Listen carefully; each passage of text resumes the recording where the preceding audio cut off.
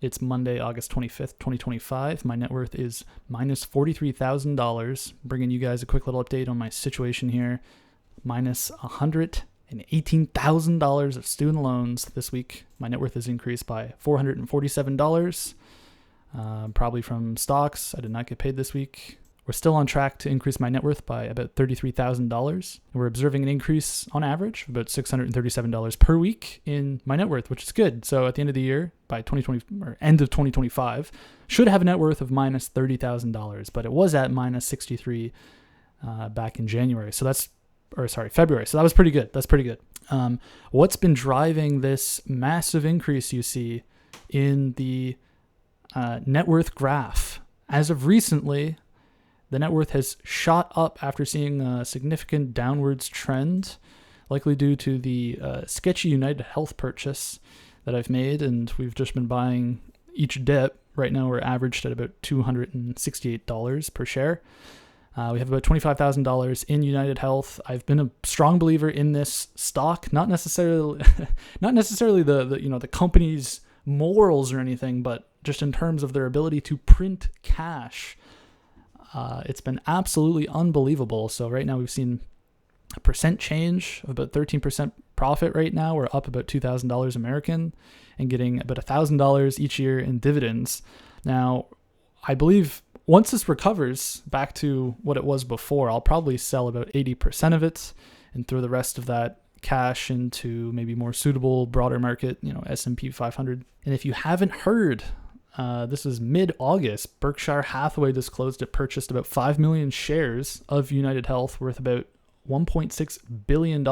I know there's been lots of scrutiny around United Health, but I mean, the numbers just don't lie. They have an average PE ratio of about 20 over the last 10-ish years, and right now they're sitting at a PE of 13.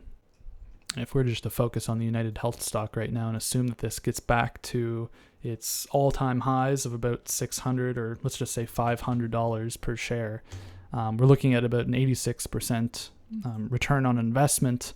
Now, if we're looking for, let's say, maybe a 10% year-over-year return, which would be quite good, but likely once United Health gets back to its all-time highs, I'll probably redistribute my portfolio to be a lot more conservative right now. I feel like I'm taking significant risk, which is maybe a bit needless, but I do believe in what I've invested in here. More of a comment just on the broader market. Why is it that Tesla has a PE ratio of 207? This makes no sense at all. I know that markets are greed-driven right now, but this AI tech boom, which I feel like we just experienced during COVID, seems to be back again.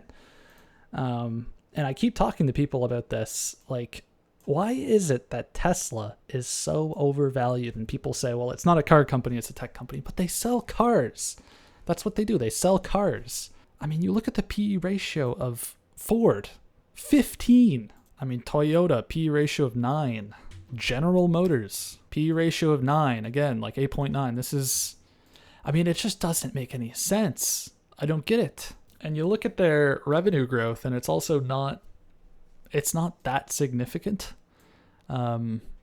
especially if you compare 2023 to 2024 in the trailing 12 months. I mean, they've actually been going down. If you look at the trailing 12 months, I mean, this doesn't make any sense. So there's clearly something I'm not understanding about, markets are irrational, but Tesla just makes no sense. Like, seriously. And I mean, the list just goes on, like with Palantir.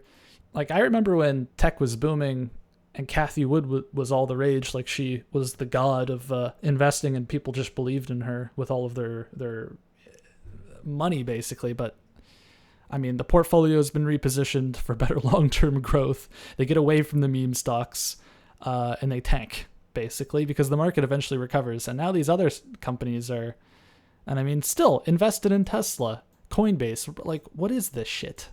Robinhood, again, like P ratio of 54.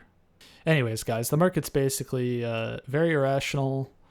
United Healthcare tanks on potentially a one-time charge. There's potentially more damage to the company based off the DOJ investigation. I believe it'll likely just be a one-time charge. I mean, they've been through this before. If you weren't aware, back in 2017, they've gone through this. I don't believe a 50% sell-off is warranted based on this. Yeah, similar to the salad oil scandal, this could potentially be just a one-time charge, which is very expensive in the moment, hurting profits for that year, but the company recovers, of course. So we'll see how it plays out for United Health. I'll keep you guys in the loop with these weekly updates. We're going to pay off this student loan. We're going to get that zero net worth. We're going to try to be a little bit strategic about it. I've been maybe a bit chaotic. I think I need to plan for long-term growth. See, the problem is that if you're just working that standard 9 to 5, you can look at where your money is going to pay off debts. So you're paying off, you're trying to save for a wedding. Now you have no money for that. You're trying to put money into your RSP, your FHSA. You need a rainy day fund because your car is blowing up.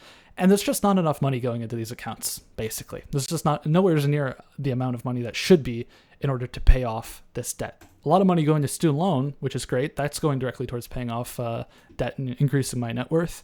And if you actually look at the monthly debt, reduction allocation, $29 a month to the FHSA, $106 to the RSP, $622 to the student loan, $173 each month from dividends being reinvested.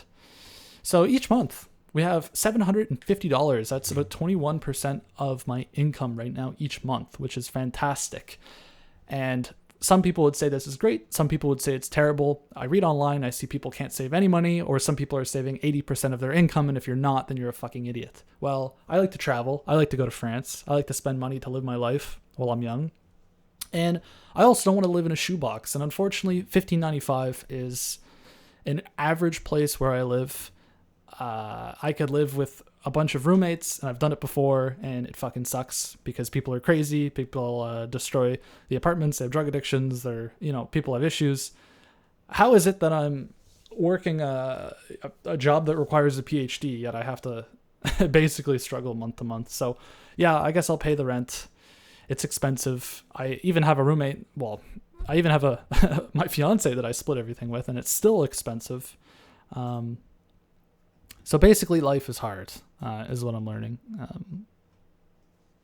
But I do have the dividends. I do have $2,000 yearly. So that's quite nice. And having a stable job is nice. And I'm thankful for what I have, even though it's hard. We will be okay in the end. I'll keep you guys updated. Love you very much. I'll see you next time in another video. Hopefully my net worth is 0 by next week. See ya.